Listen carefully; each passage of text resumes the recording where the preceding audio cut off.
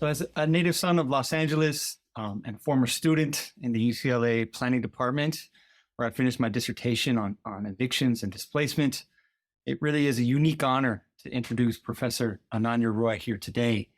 Ananya Roy is professor of urban planning, social welfare, and geography, and the founding director of the UCLA Luskin Institute on Inequality and Democracy. The institute is dedicated to research and scholarship concerned with displacement and dispossession in Los Angeles, and it has been exciting to see from afar the institute become an active collaborator with community-based organizations and social movements struggling for rights to specific spaces and a right to the city. Through this grounded approach rooted in a long radical tradition, Professor Roy has made significant contributions to our understanding of everything from informality to displacement and dispossession that are both piercing and salient. For example, it has been observed that much of the displacement literature is overly preoccupied with displacement as a purely spatial event, reducing it to only questions of housing and residential space. Professor Roy's critique of this narrow approach and her turn towards dispossession is a welcome intervention. In particular, Roy's concept of racial banishment that we will hopefully hear more about today in the context of the third Reconstruction that she has proposed along with her collaborator, Robert D.G. Kelly, centers racialization in the process of displacement by expanding it to the production of space itself, as both a mode of accumulation as well as a form of habitus that intertwines everyday experience with the possibilities for racialized appropriation and the expulsion of racialized bodies from spaces of value and city life. In both of these articulations, Professor Roy's work encourages us to focus less on the description of disparities and instead on developing a radical emancipatory praxis that is capable of turning spatial transgression into a transformation of state practices and state power. I am therefore excited to hear from Professor Ananya Roy today, and I'm looking forward to a stimulating discussion regarding the potentialities of justice and democracy in our increasingly unequal world. Thank you, Professor Ananya Roy. We are delighted at the Havens Rights Center to have you here today. Thank you. Thank you so much. Good afternoon, everyone. I'm delighted to be able to join you all virtually and to be able to share some of the research and scholarship underway at the UCLA Luskin Institute on Inequality and Democracy. I'm going to also share some slides with you. And so if there are any problems with viewing them, please let me know. So I want to start by thanking Revel for that incredibly generous introduction. I think that's a better statement of my work than one I can provide. And Adrian, thank you for the warm and wonderful invitation and for coordinating various aspects of this lecture.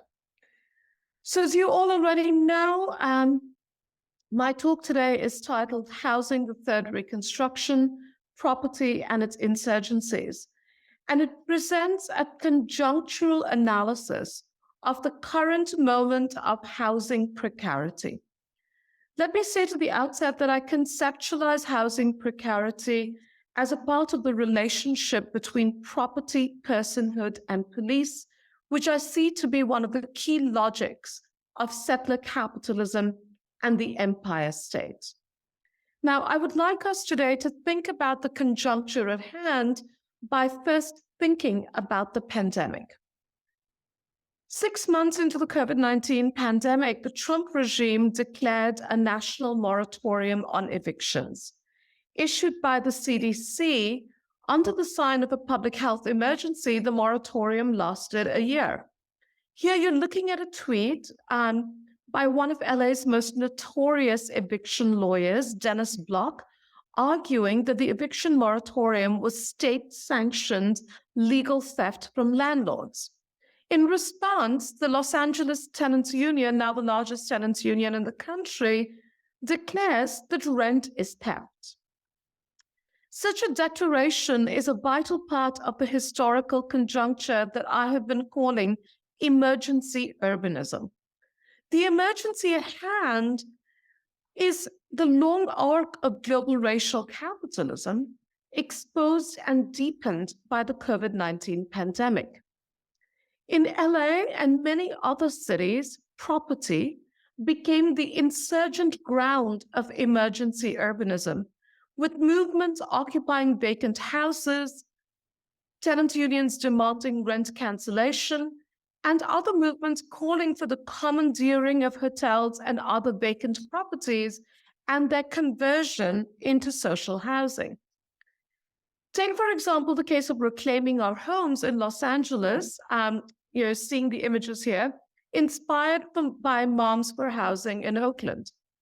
At stake is a stretch of vacant houses in East Los Angeles, expropriated by the state decades ago for a never-built freeway, and then guarded by various police forces.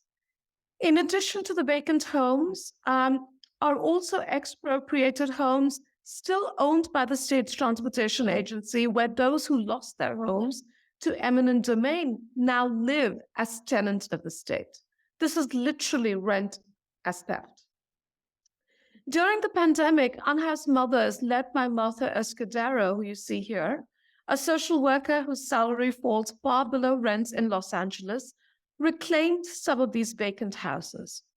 Facing repeated evictions, they continue to hold strong, making a case for the socialization and collectivization of these properties. As the Chicago anti-eviction campaign taught me a while ago, what better reason is there for an occupation than homeless people in peopleless homes? Benito Flores, whom you see in the background here holding up the sign, one of the reclaimers, when accused of illegal occupation, counters that he is lawfully homeless, that he has been made homeless by the laws and policies that guard racial capitalism and that enact scarcity. At every single possible occasion, Benito reminds us of low wages and high rents. And he therefore argues that he is reclaiming not just a house stolen by the state, but he is reclaiming the surplus value that his labor has generated for decades. Alongside reclaiming our homes during the pandemic, there were many other occupations, rent strikes, and insurgencies. Cancel rent and seize the fucking hotels became the mantra of the times. And let me dwell on seize the fucking hotels for a minute. Like the rent is theft adage, it drew attention to a distinctive political economy, in this case of massive public subsidies, geo-bribes, to use a phrase from the work of David Harvey and Neil Smith, that enable urban development like luxury hotels, like the one in the background here, the Ritz-Carlton in downtown LA. Now, what is distinctive about emergency urbanism, and it sets the stage for how I'm thinking about the third Reconstruction, is that entangled with these insurgencies is legal reason. So we all came to find out in California that during a public health emergency, the mayors of cities have the authority to commandeer private property without pre-seizure notice. So some of my favorite documents of emergency urbanism are legal briefs written by the Office of the City Attorney in San Francisco and by law firms in Los Angeles to mayors of these cities, noting their powers to commandeer property for the purposes of human well-being. Now, the mayors never acted on this power, but the legal declarations lingered as a haunting, gesturing at the possible interruption of familiar enactments of property. And indeed, during the pandemic, the courts overwhelmingly ruled to uphold the protection of human life rather than the protection of property. In this case, for example, rejecting the landlord lobby's argument that an eviction moratorium is theft. So in today's talk, I want to think from emergency urbanism, its key openings, and I want to conceptualize it as part of a broader conjuncture that, following my dear friend and comrade, Robin D.G. Kelley, I am calling the third Reconstruction. In doing so, I also want to think from a very specific territorialization of uneven development, which is Los Angeles, although I would argue that the elements of this conjuncture are visible in many other US cities. In a lengthy interview with The Intercept in June 2020, Kelley lays out the idea of the third Reconstruction. This idea is now the basis of a Mellon Foundation higher learning project that Robin and I are leading at UCLA, along with historian and organizer Annie Powers. Housing Third Reconstruction is, for us, an inquiry into the conditions and possibilities of emancipatory housing and land through historical research and reflection on moments of radical transformation, conceptualized as the three Reconstructions. We argue that each Reconstruction has entailed struggles to challenge racial regimes of property, to socialize land, and to assert housing as a social right. During the first Reconstruction, freed slaves imagined and built a post-slavery world of communal ownership and collective work anchored in access to land. As Du Bois depicts, abolition democracy was central to such Black Reconstruction, and the socialization of land and labor was in turn central to abolition democracy. As fugitive slaves brought the plantation economy and their own propertization to a halt through what Du Bois calls the general strike, and I'm going to return to this later in the talk, so freed slaves sought to dismantle the institution of private property and collectively resource institutions such as the Bureau of Refugees, Freedmen, and Abandoned Lands. Now, although this vision was overturned by an alliance of capital and white violence, creating a new iteration of enslavement and racial repression, Black Reconstruction offers an alternative future, pointing to the world-shifting and history-making capacity of landless peoples' movement in the United States. It also reminds us of the unfinished work of reparation, one that is inevitably about the reinscription of property.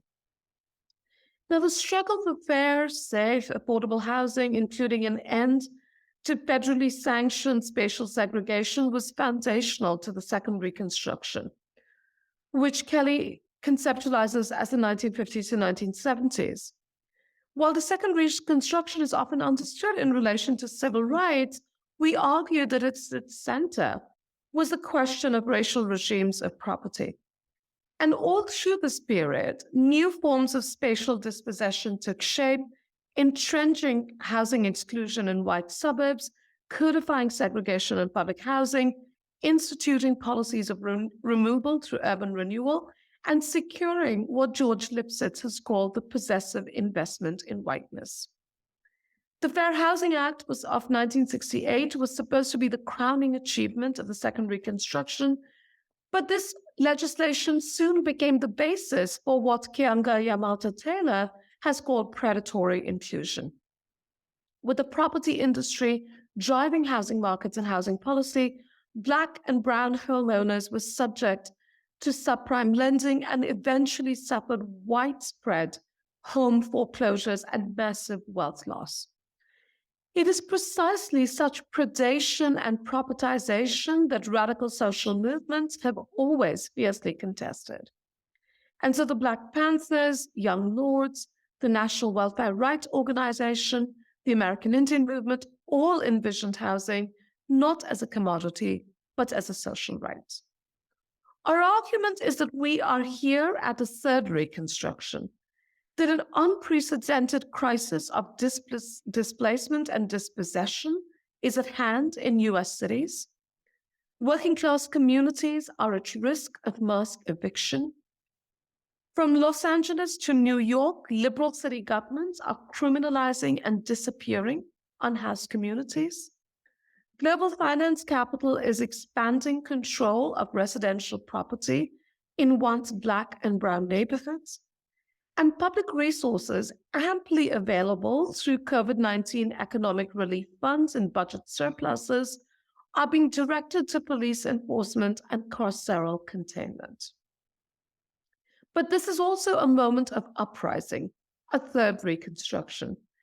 As with Black Reconstruction, such a moment entails a capacious vision of social democracy and, dare I say, abolition democracy.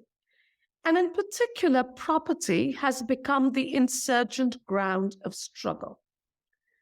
My phrasing, that property has become insurgent ground, is borrowed from the work of Black feminist scholars, notably Saidiya Hartman, whose analysis of the afterlife of slavery allows us to understand violence, as well as what she terms beautiful experiments enabled by insurgency. So what I want to do today is share with you some of these beautiful experiments, but before I do that, I'd like to present a brief analysis of the geography of landed property in Los Angeles, or what can be understood as the policed propertied order of racial capitalism in Los Angeles today. So during the pandemic, the country's most expensive home went on the market less than a mile from the university at which I work, UCLA. Titled The One, it was, as with many of such projects of speculation, a bankrupt project. It was supposed to go on the market for $500 million, and ultimately that price was slashed in auction to $141 million. At the very same time, on the streets of Los Angeles, 5 or more unhoused residents have been dying each day. And this was one of the first reports of our research collective, and I want to give a shout out to Chloe Rosenstock, who's now a grad student at the University of Wisconsin-Madison and is in the virtual audience today.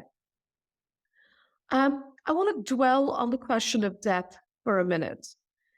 The average life expectancy of an unhoused woman in Los Angeles today is 48 years. The average life expectancy of an unhoused man is 51 years. Our report was dedicated to Tony, a Black veteran who died on the streets of Los Angeles in an unhoused encampment with whom we've been doing work for almost a year. This is Tony's jacket. And you can see that organizers, borrowing phraseology from the ACT UP movement, decided to honor Tony through a march and memorial at LA City Hall, drawing attention to the state-organized violence that is directly responsible for these deaths. So it's important for us to think about this death-making as a necropolitics. And there's a distinctive political economy to this necropolitics, which entails the ongoing enclosure of public space and the banishment of unhoused residents through criminalization. And I'll return to that, of course, later in the talk today. It also entails the perverse investment of vast economic relief and emergency funds, billions of dollars in federal and state money that became available during the pandemic, a massive infusion of resources, not austerity, right? But the investment and infusion of these resources into the carceral containment of the poor. So this is one of the many safe sleep camps that the city of LA has created. And so you can see it's really tents on baking hot asphalt with a security cordon, in fact, with a great deal of containment and surveillance at a cost of nearly $3,000 per person per month. Now, at the Institute on Inequality and Democracy, we have been warning that the social class of unhoused persons is about to greatly expand in Los Angeles. With the end of COVID-19 protections, tenants across the US are at the threat of mass eviction. LA is a renter majority city where tenants predominantly Black and Brown carry a heavy rent burden, sometimes as high as 90% of their income. Our estimates since 2020 have shown that nearly 500,000 tenants in Los Angeles County, which has a population of about 10 million, are at risk of eviction.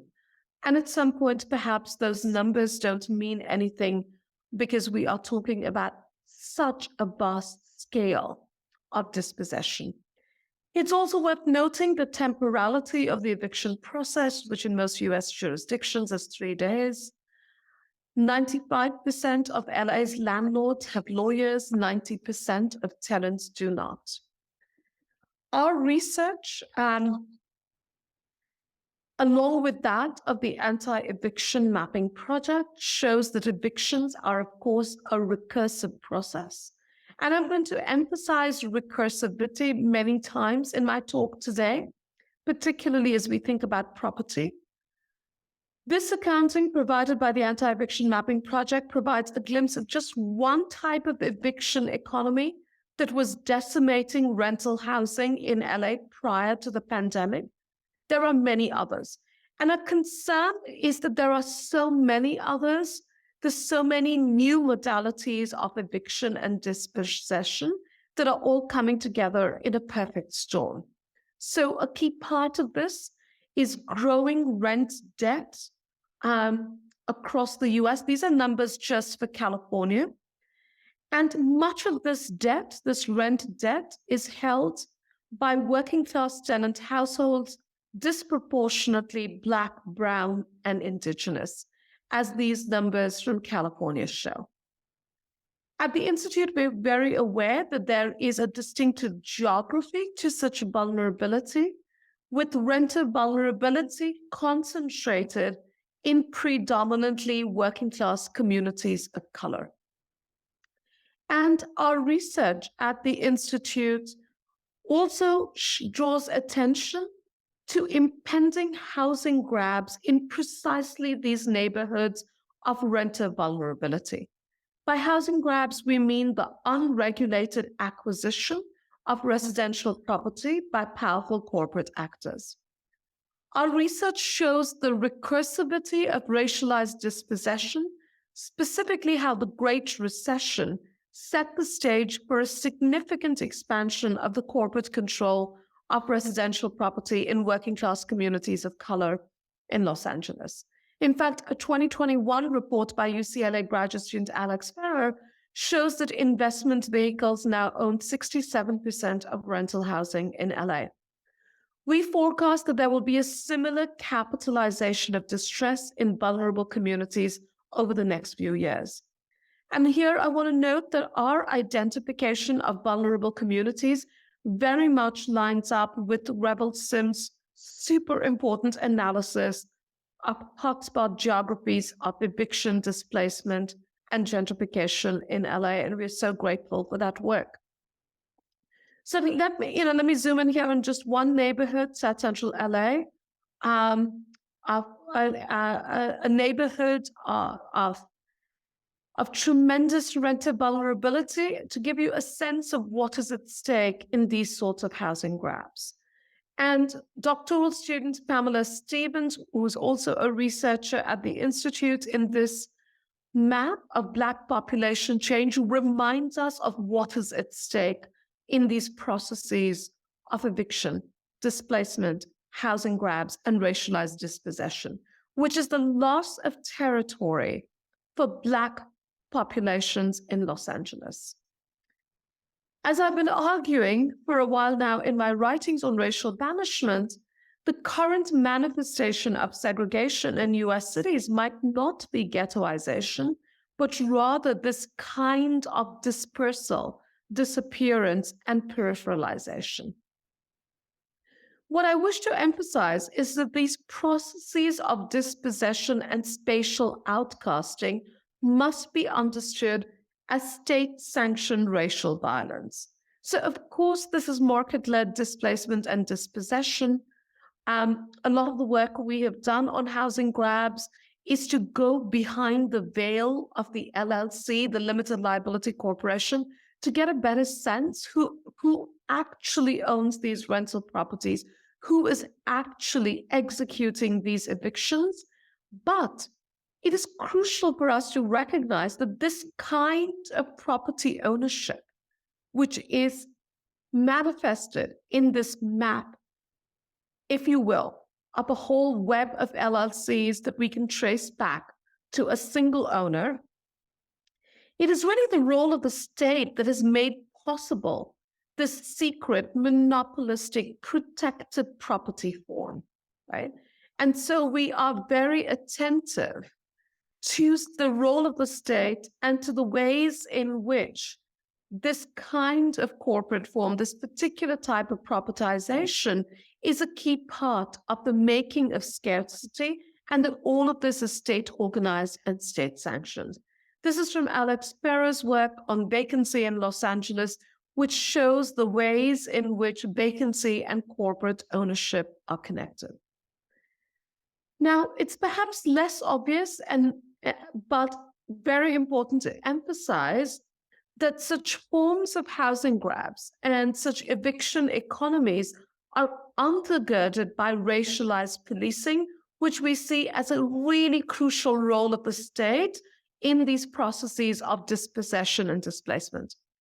I will say that until I moved to LA, I wasn't a scholar of policing, and then I realized that it was impossible for me to study property, land, housing, spatial justice without becoming a scholar of policing. So our ongoing research on nuisance neighborhoods and nuisance law shows the ways in which Black and brown working class neighborhoods are targeted by the city attorney's office and by the LAPD, and how nuisance law is used to establish corporate control of key neighborhoods. All right. I'd like to now return to the question of insurgency in the context of this policed propertied order of racial capitalism that I have set out for you. And to do that, I want to return to 2020 and to the mantra of seize the fucking hotels. The insurgencies staged outside the Ritz-Carlton Hotel and inside the Ritz-Carlton Hotel were part of a statewide no vacancy movement.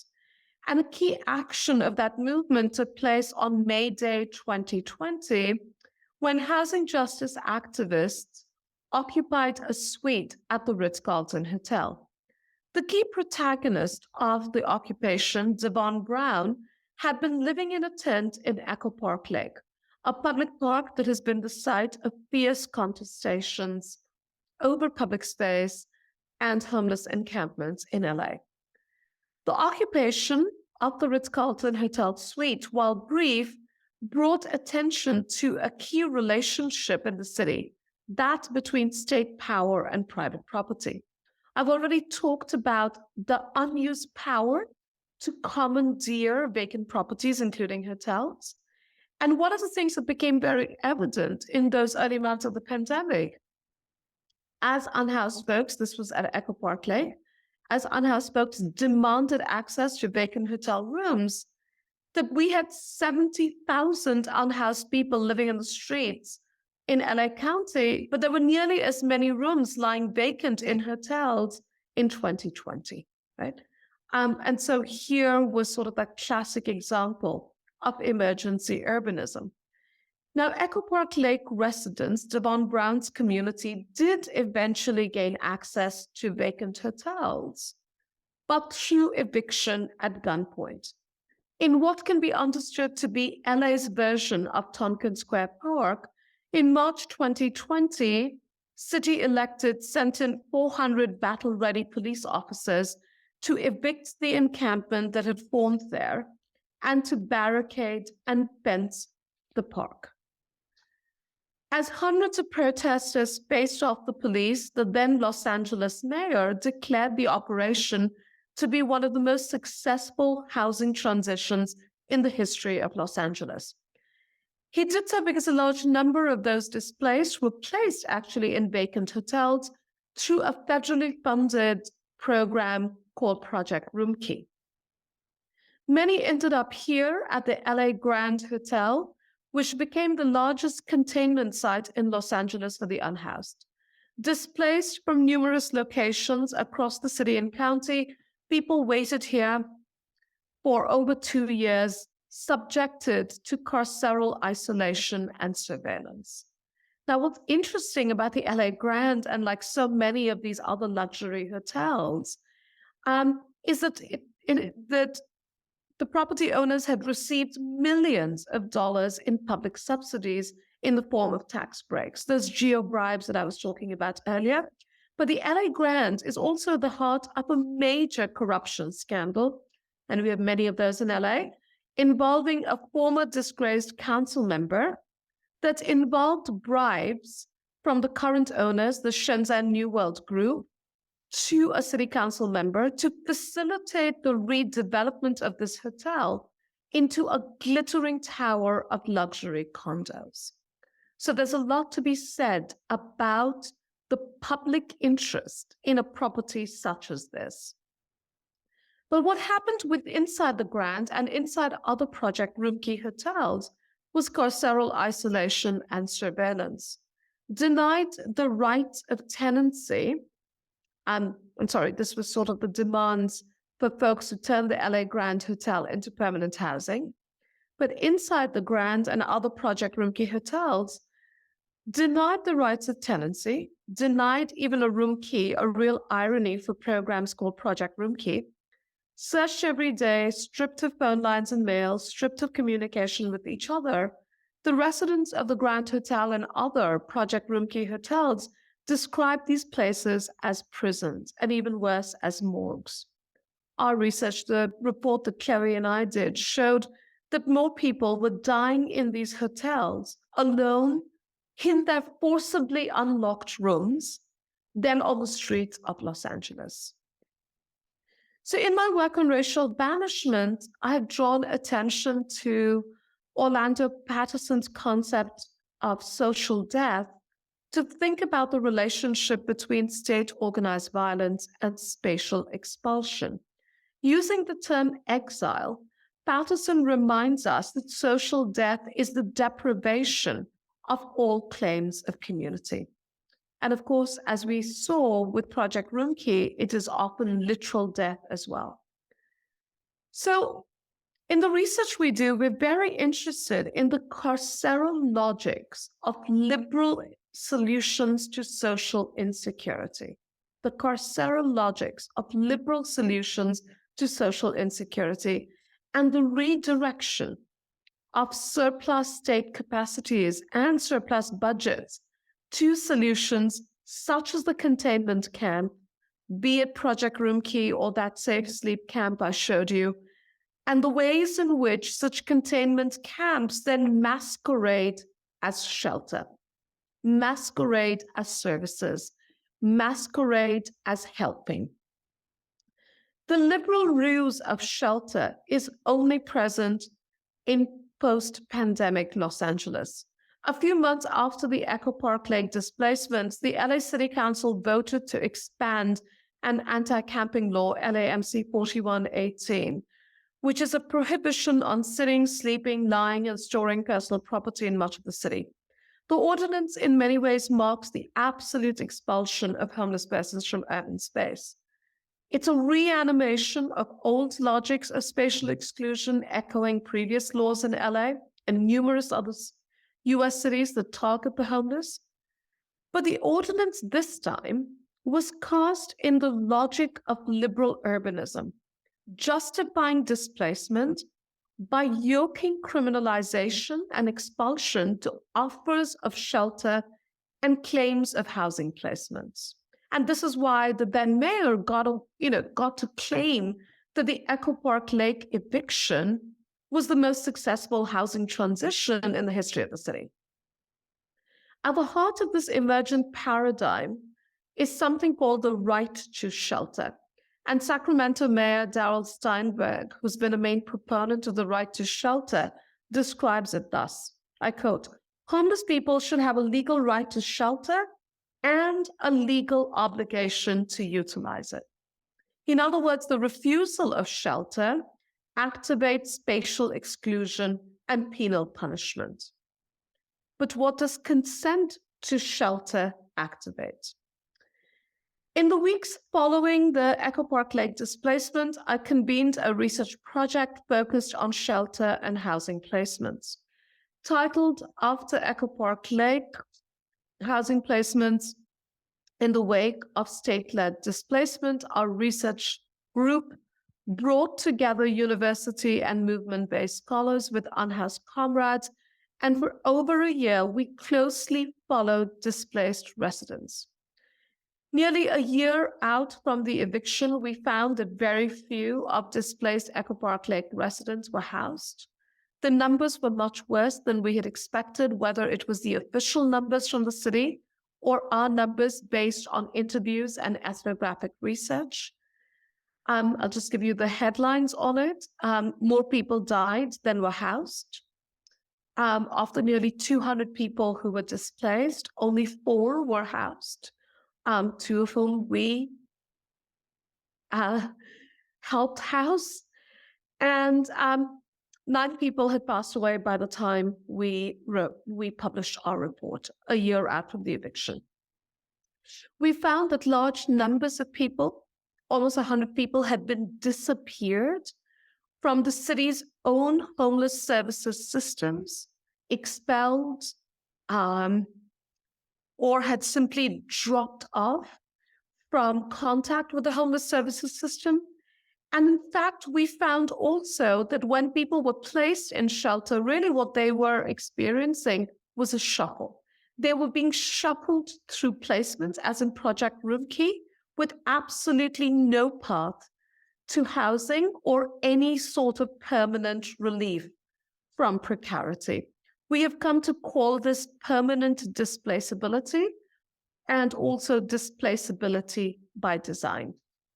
And yet, it is this liberal ruse of shelter, that offer of shelter, right, that legitimizes and today lubricates displacement and dispossession.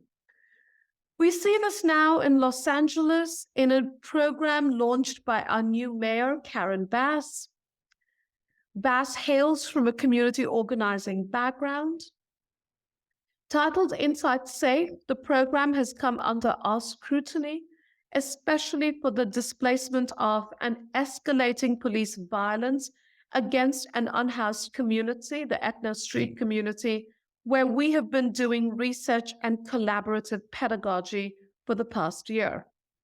Last week, in an open letter to the mayor, we documented how the Inside Safe operation was really an invasion of the encampment, with scores of khaki-clad staffers from the city and service providers, flanked by law enforcement officers, pressuring residents to consent to the offer of shelter. What was this offer? Just a few months ago, in an open letter to the mayor, this unhoused community, which has been on Etna Street since 2017, had clearly laid out a set of expectations and demands regarding Inside Safe.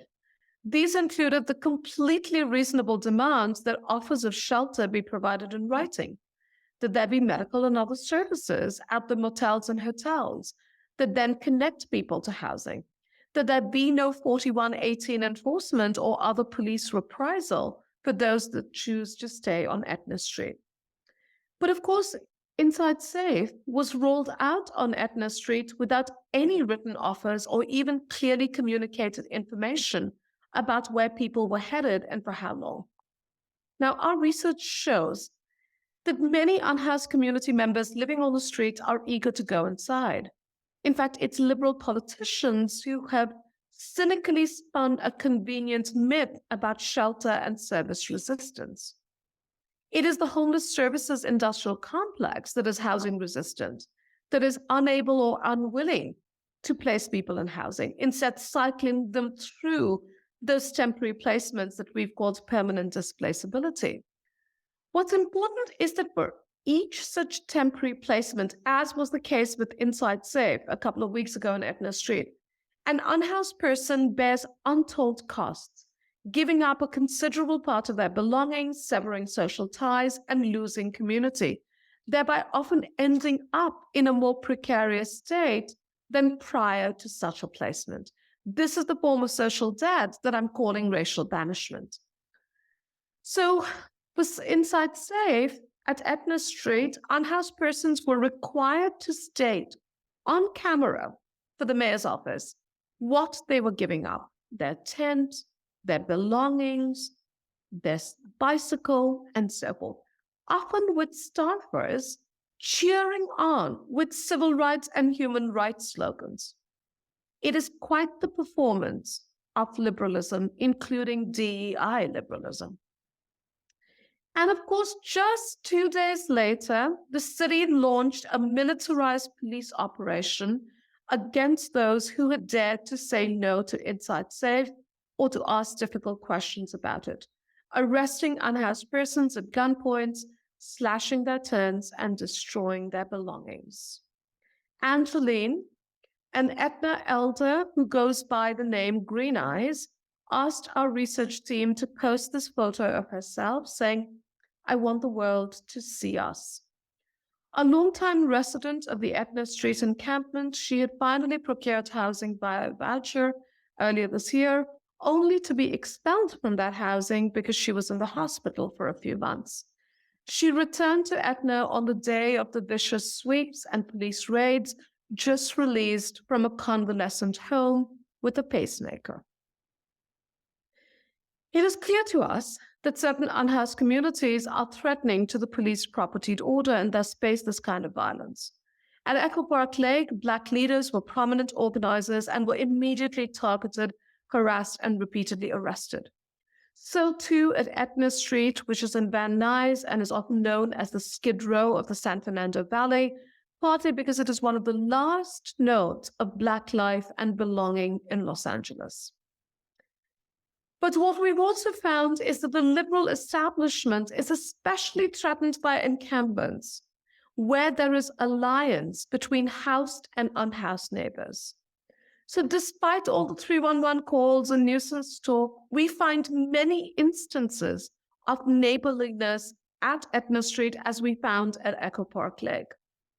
So for example, the Etna Street encampment is right up against the walls, which you see in the background here, of a massive LA Department of Water and Power facility.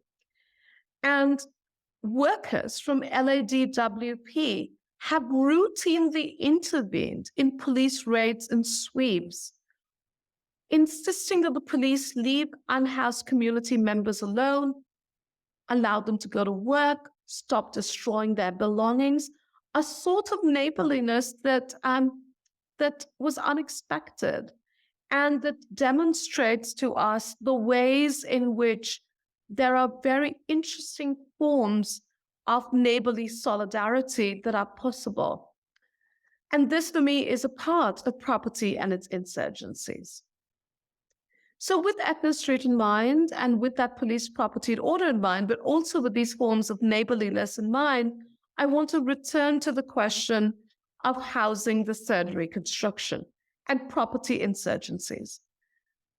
In thinking about housing the third reconstruction as a higher learning project, Annie, Robin, and I see it as an effort to nurture forms of fugitive scholarship, a term that we are borrowing from Moten and Harney, and the sort of fugitive scholarship that can accompany property insurgencies, including the insurgencies of places like unhoused encampments. So Etna Street is now fenced off because that is what the city of LA knows to do after a displacement. But insurgent placemaking cannot be so easily suppressed, not even at gunpoint. And that is really, for me, the key piece of the uprising that we are conceptualizing as a third reconstruction. So let's return for a moment to rent as theft. Renter theft is not just a refusal to pay rent. It is a challenge to propertization. Put another way, it exposes that rentier capitalism is settler capitalism. It is a practice of what in my earlier work I have termed undoing property. Now, when I say that rentier capitalism is settler capitalism, I mean that to think about property entails thinking about dispossession. I'm drawn to political theorist Robert Nichols' argument, one rooted in Indigenous studies, about recursive dispossession. Recursive dispossession as effectively a form of property-generating theft, and thus the title of the book by Nichols, Theft as Property. By recursive, Nichols means more than repetition, more than the ongoing character of primitive accumulation. Nichols argues, I quote, "In a standard formulation, one would assume that property is logically, chronologically, and normatively prior to theft. However, in a colonial context, theft is the mechanism and means by which property is generated, hence its recursivity.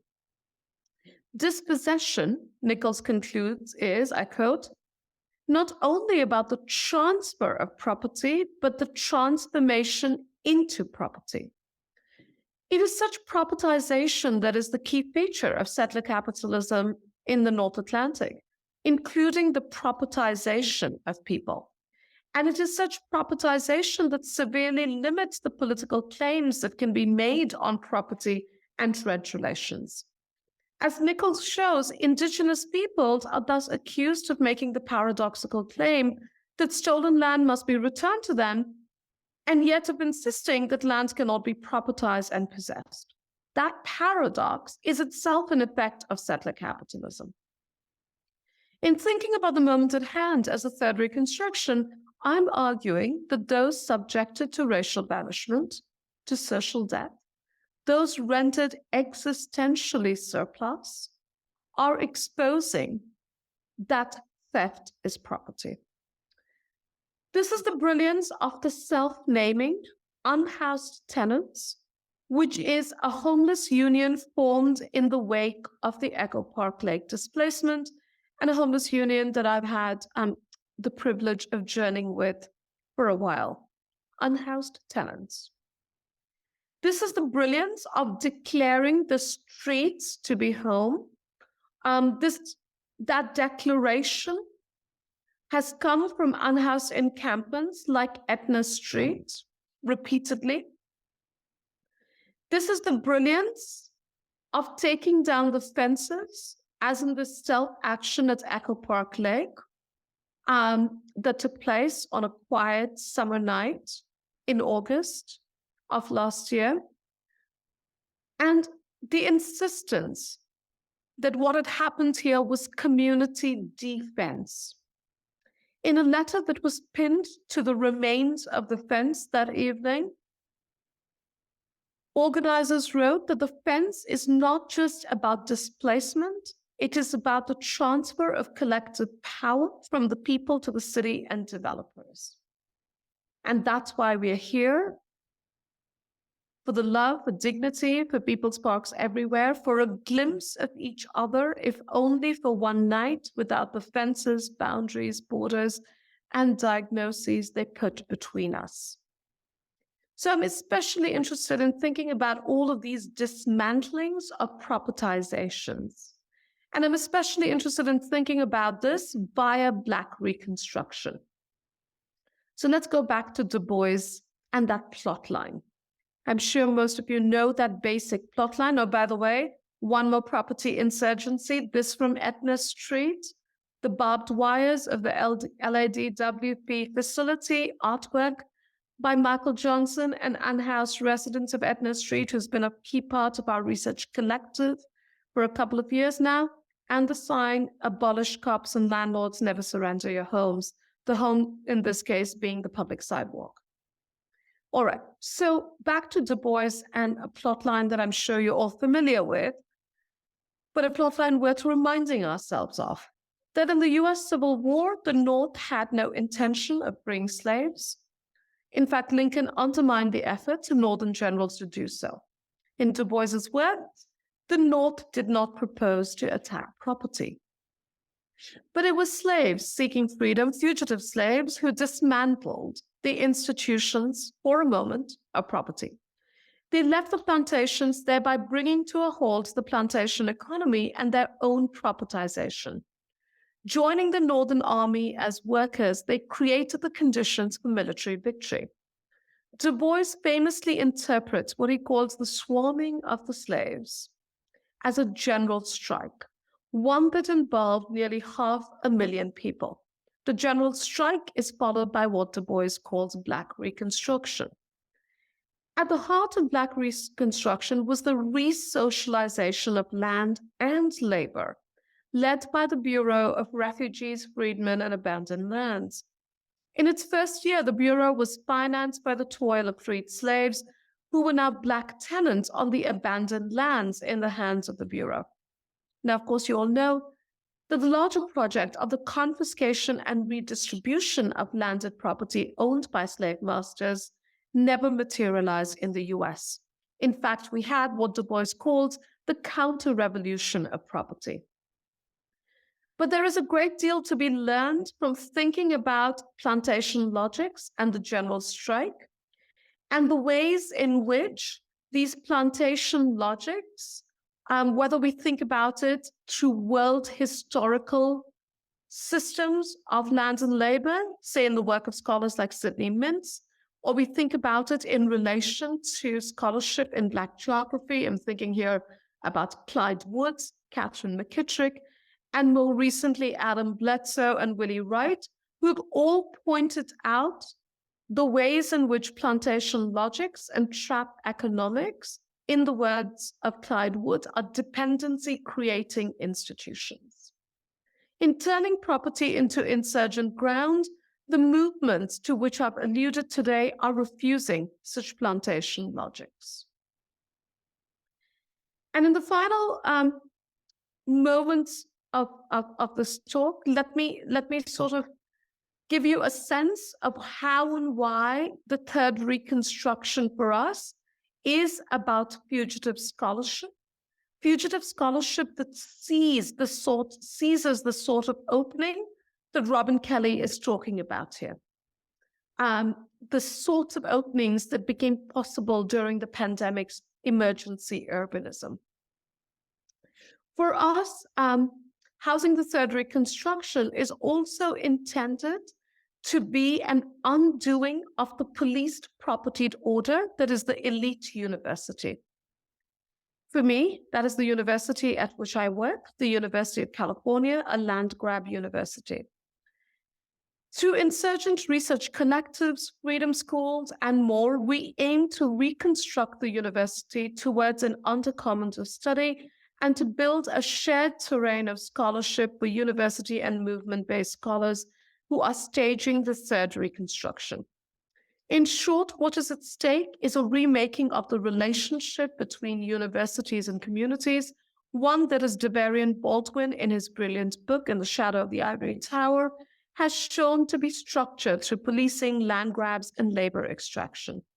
For us, that means refusing extractive modes of research, as well as refusing the forms of liberal recognition that often characterize community engagement in the post-racial neoliberal university.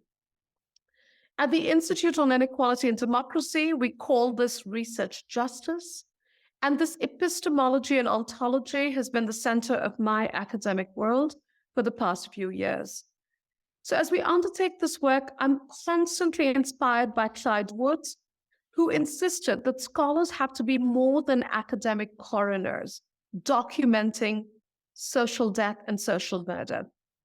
Learning from Indigenous scholars, we use the term insurgent research to indicate knowledge generation that seeks to honor and make possible decolonization, reparation, and affirmation by building structures of accompaniment and reciprocity and emplacing worlds of knowledge making in the lived analysis of racial banishment we hope for this endeavor to be a prefiguration of the university yet to come. Thank you, everyone, for listening. Hi, Ananya. Thank you so much for this highly generative talk. There's so much in there to unpack. Really floored completely. Okay. Yeah, I'm a third year PhD student here in the geography department, and I've been following your work. Used to work with Gautam Bhan in India before. So I'm really interested in this question of property, and also I'm going to redirect you back to the point where you draw on Nicole's work and you point out the paradox of, at the same time, invoking the register of property in order to protect a way of life, while at the same time critiquing and seeking to dismantle at least the policed property order. And so it's not really a question, it's more of a provocation of how do you see the unhoused tenant, if I'm getting the final framing right. What is the futurity, the question of futurity in relation to the unhoused tenant? Because where is this paradox, generative side? Or let's say, how do we reclaim the idea of property back in this framing? And I wonder if that's only possible through insurgency. So what I'm really worried about, because what I'm trying to say here is that this is global racial capitalism. I'm seeing so many parallels in India and Delhi, where I work on, and then what I'm trying to say here is really, how do we find a way to reclaim this not the order of property, but the potential of property? Thank you. Thank you so much, Sahil. Please go ahead, Ananya. Yes, this is a generative question, and we could go on all day about it. And I think it really gets to the heart, not only the talk, Sahil, and not only to the heart of the project that we're calling Housing the Third Reconstruction, but really to the struggles that these movements are involved in, right? So you're absolutely right to point out that unhoused tenants is this seemingly untenable paradox, right? And yet it is precisely the paradox that is generative of a certain kind of politics. And what is that politics?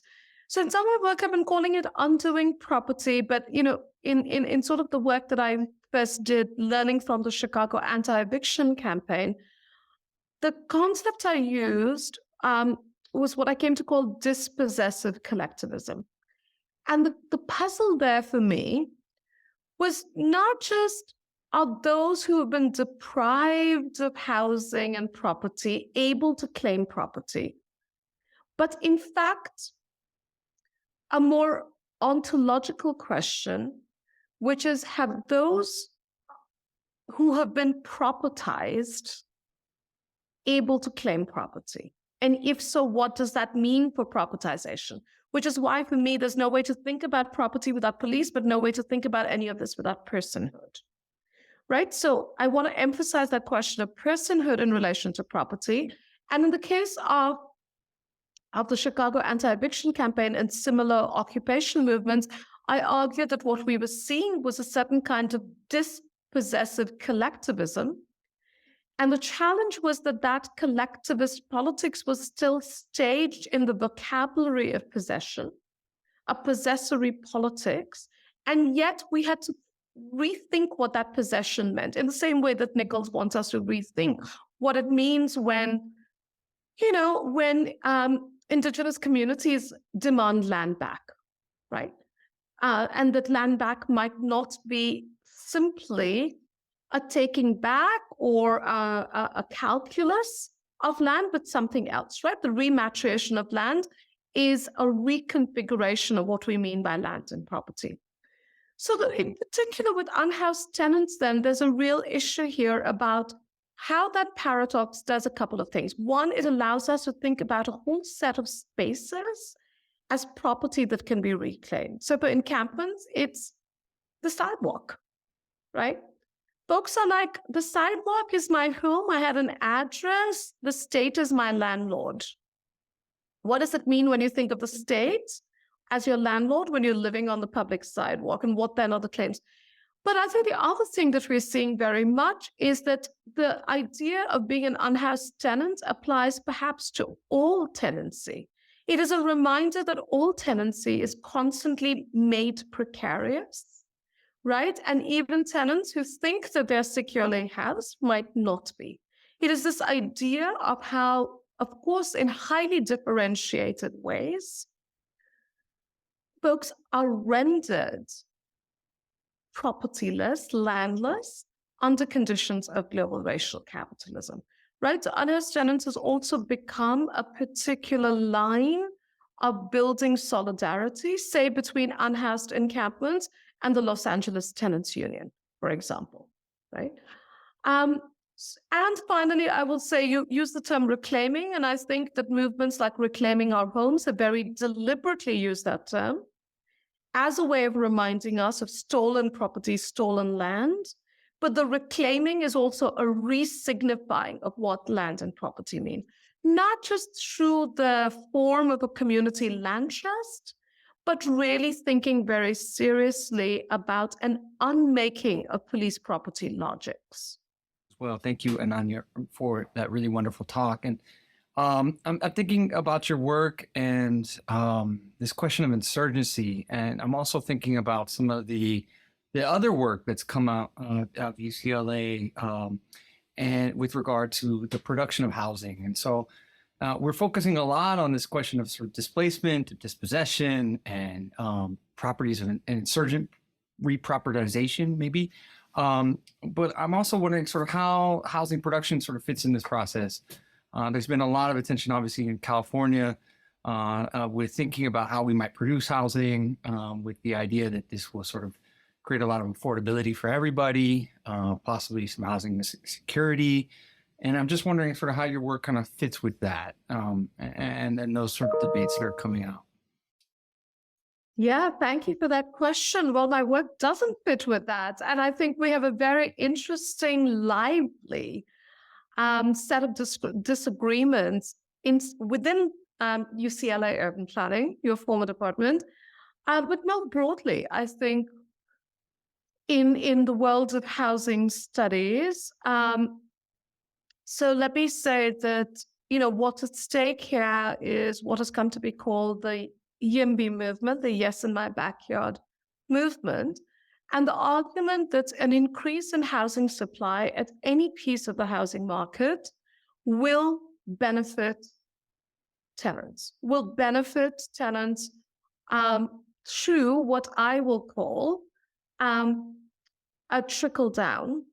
Folks in the YIMBY movement won't acknowledge that this is a trickle down argument, that an increase in housing supply will overall increase supply, and ultimately, in the long run, rent will fall. There are a handful of us. Earlier this year at the Association of American Geographers conference, my colleagues Kian Go and Michael Storper and myself, along with Alex Ferrer, who's a graduate student, organized a whole set of sessions challenging the YIMBY paradigm. For those of you who are also enmeshed in the world of urban theory, it's possibly very amusing to you that Michael Storper and I coming together on anything. We've had severe disagreements, really loud, raucous disagreements, and we continue to disagree on a lot of things. But we absolutely agree on what we see to be the political economy of housing and the ways in which the YIMBY movement is not only naive, we think about the political economy of housing, but complicit in a certain dynamics of real estate speculation and development. And what I mean by that is that housing markets are segmented.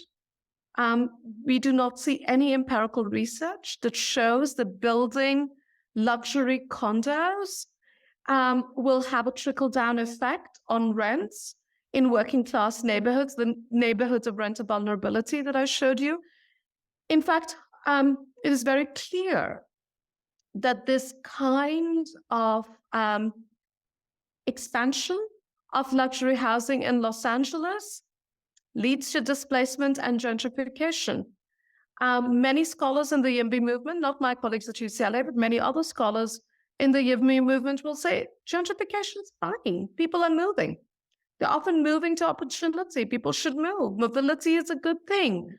I think we need to very seriously consider what it would mean to build housing in a way that is not in alliance with the speculative real estate corporate economy that I'd laid out earlier, and what, therefore, a serious social housing program looks like. What a serious rent control, rent-centered, tenant-centered economy looks like. You know, the irony is that during the pandemic, all sorts of things became possible, right? A national eviction moratorium became possible. Rent relief, much of which went to landlords, but nevertheless, rent relief became possible, right? It showed us what is possible, that the resources are there, if the political will is there. So I would say that the YIMBY movement at best is a distraction. I think at worst, what it has done is to undermine the interests of tenants. And it's not surprising that every housing justice movement in California has been openly and vigorously opposed to the YIMBY bills. First, I just wanted to say thank you, Ananya. That was absolutely incredible. I don't have the words at my disposal, but I wanted to ask about actually I wanted to go back to Du Bois in some ways, and to ask about the status of the emergency or the kind of epochal event, in this case, COVID, in Du Bois's case, the Civil War, in relationship to this analysis, because as you were just saying a moment ago, it seems as if what COVID in this conjuncture did, it served less as a condition of possibility than as a condition of legibility for what was already possible. And I'm just wondering if there are other conditions that we can meet to make certain possibilities legible outside the context of some kind of major event. In other words, like a more everyday way of making these possibilities legible, so that this kind of swarm can happen, which, it just as a side note, it occurred to me as kind of the counter image to that image of Black dispersal that you showed. So that results from this form of racialized banishment. So really, that's my question. What forms of kind of strategy are available to make legible the kinds of possibility that can enable us to swarm or become kind of insurgent? And thank you again. I love that question. I love your framing of both those issues. So yes, I think you're absolutely right that I've been thinking about emergency urbanism as sort of this big moment of possibility, but you're right that it's perhaps more of legibility. And of course, Arundhati Roy has talked about the pandemic as a portal. My dear friend and comrade, Barbara Ransby at the University of Illinois at Chicago created a portal project around that idea. And particularly, I think the legibility piece applies to the law. So as I've had to become a scholar of policing, so I've had to become, I'm not a legal scholar, but a scholar of legal geography, at least, right? To understand the law as a particular terrain. And key is this issue of legibility, I think.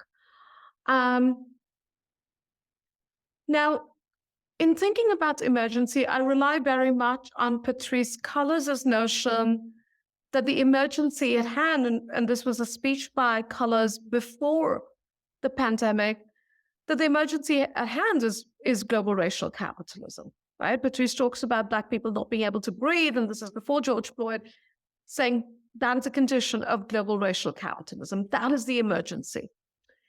I think what's important about the pandemic moment, right, as a moment of uprising, it's also a moment of uprising. So if we think about the George Floyd uprisings and the pandemic hand in hand, right? We're then reminded of the ongoing emergency. And I think your question is the one, again, that movements wrestle with. How do we enact those conditions of possibility and legibility when it is not a spectacular uprising, right? When it isn't this unprecedented public health emergency? Because that kind of catastrophe is happening every single day, right? And as I documented, every single day on the streets of LA. I think that the mundane, everyday pieces of insurgency are crucial. And this is why I find myself turning repeatedly to Saidiya Hartman's work, and particularly to Wayward Lives, where what she's doing is really tracing the everyday insurgencies, right, of young Black girls whose histories would not otherwise be in the archives. I mean, this is, subalternity, right, at its most inspiring. And that these are beautiful experiments of personhood and space making and, sort of the reinscription of property regimes and so forth. I'm not an organizer or activist, I'm a scholar. And I'm going to say, I therefore see my role as a scholar to be able to research, archive, and narrate these insurgencies, to understand what they might mean, often in their complexity and contradictions, right? And so partly out of Echo Park Lake now, as part of this Mellon Higher Learning Housing the Third Reconstruction project, we now finally have the resources to bring together folks who lived at the park along with organizers, where folks are building an archive of what happened at Echo Park Lake, right? Not just of the spectacular eviction and the uprising there, but what happened during the pandemic and what happened prior. It's a people's archive, right? And that, I think, gets to the everyday, aside from the spectacular. Wonderful. Thank you so much, Ingrid. That was a really great question. Ananya, I'll ask my own question since no one else is willing to take the floor. I'm curious, could you say more about how you all are grappling with the issues that you presented on today and their relation to climate catastrophe? You just used the catastrophe word, but the ways in which land itself, property itself, might not be habitable at all for human beings. And so what does that do? What does that do to human populations? Perhaps not necessarily like how immediate, what are the immediate stressors here versus long-term ones? What are you seeing in your research, but also in the communities that you engage with? Agent, can you give me a little bit more about what's in your mind behind that question? Like what are the sorts of stresses you're thinking about? Well, when I imagine other unhoused communities, like in the city of Phoenix, Arizona, and their ability or inability to exist on the street at all, that could be an actual empirical question. At what point will some spaces become uninhabitable completely? And so what then do we do with communities who made homes there and had created a sense of place? How will climate catastrophe actually exacerbate the problems that you've just discussed? Yes, absolutely. And I think sort of folks living in precarious conditions are on the front lines of the climate catastrophe, right? That is the case in the part of the world that I grew up in, Kolkata, and sort of neighboring Bangladesh, right? Where folks living in fishing villages have already experienced the climate catastrophe, and the scale of displacement and dispossession is almost unthinkable. That has already been underway. And this is very much the case here with unhoused communities. I will say at the Institute, my colleague Kian Go will be leading a whole new line of research for us on climate justice and housing justice. So with the unhoused communities that we work with at the moment, folks living on the sidewalk. So I talked about 5 or more unhoused folks dying on the street every day. Many of those deaths are freezing to death. You can freeze to death on the streets of LA. More people freeze to death on the streets of LA supposedly than in any other city in the US, because we have such a large unsheltered population. Folks, as they are dispersed, that dispersal that Ingrid noted of, they're being pushed far out. Think about that map by Pamela Stevens. They're being pushed further and further out. They're being pushed out to the Mojave Desert, right? Without any water, source of water, without any protection. You cannot be protected from the elements there. And the ACLU of Southern California is doing a lot of work with this kind of situation. But yes, you're absolutely right. Folks are being pushed into riverbeds, and then we had the most awful winter rains, and folks in those riverbeds were the most vulnerable. This is the case around the world, right? That what we would call slums and squatter settlements have always had to inhabit land and space that is otherwise uninhabitable, and that they are therefore the most vulnerable to what often euphemistically gets called a natural disaster. But you're absolutely right, Adrian. This is a key. I mean, you know, the kind of heat exposure and extreme climate exposure that people face also greatly increases the health burden and the stress burden. So when I talked about those life expectancy numbers, right, we would hear those numbers about any other part of the world and we'd go, oh my God, that is underdevelopment, right? That is a human rights violation. Well, a great deal of that has to do with what people are being exposed to. Add to that the lack of access to any sanitation. So during the pandemic, right, these encampments had no hand washing stations. There were no bathrooms. Libraries were closed. Most facilities were closed, right? Folks had no access to basic sanitation and still don't.